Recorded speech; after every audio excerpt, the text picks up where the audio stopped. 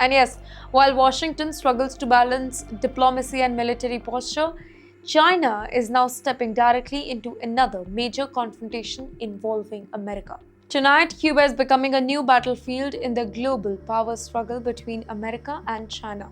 As US President Mr. Donald Trump reportedly increases pressure on Havana, it is Beijing that has now stepped in publicly, and that too with large humanitarian aid shipment. According to reports, thousands of tons of Chinese rice have already reached Cuba as part of a larger support package. In the meantime, Cuban leaders they openly thanked China while also accusing America of collective punishment and economic pressure. Now here, think about the symbolism. Do you remember during the Cold War, Cuba was one of America's most sensitive geopolitical flashpoints? And tonight, China is openly strengthening its ties with Havana again, and that too right near America's doorstep. Well, this is not just about rice shipment. It is about influence. It's about optics, global alliances. Here, Beijing is positioning itself as a country willing to support governments, and that too under the US pressure. And at the very same time, China may also be testing how aggressively America will react to expanding Chinese influence in the Western Hemisphere.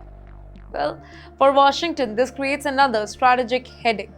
Well, America is already dealing with a lot, right? Iran tension, Taiwan tension, Russia tension, and global economic competition. Now, Cuba is once again entering the geopolitical spotlight too. And tonight, one Cold War era fear is slowly returning. What happens when rival superpowers begin competing directly near each other's border again?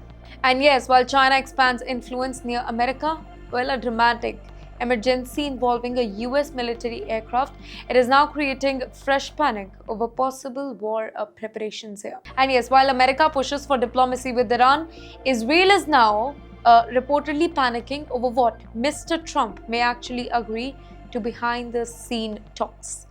Well, tonight, serious tension is reportedly growing between Israel and the United States, and that too over the future of Iran negotiation.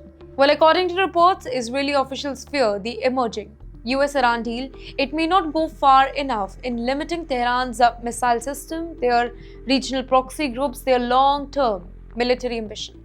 Their Prime Minister, Mr. Benjamin Netanyahu's government, reportedly worried that any softer agreement, it could eventually reduce Israel's freedom to operate militarily, and that too across West Asia.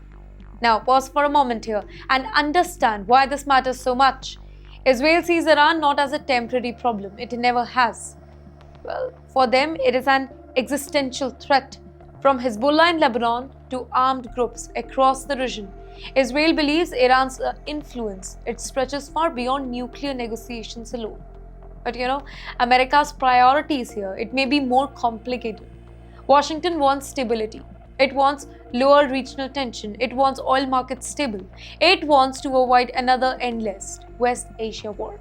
And tonight, analysts fear a dangerous possibility. What happens if America and Israel stop fully agreeing on how to handle Iran? Because cracks between allies during wartime, that creates enormous geopolitical uncertainty, right? And yes, in the meantime, reports suggest major disagreements still remain over uranium enrichment, inspection, ceasefire framework, and Hezbollah's future role in that region. And the deeper concern now is this: could diplomacy itself eventually create a new division between America and Israel?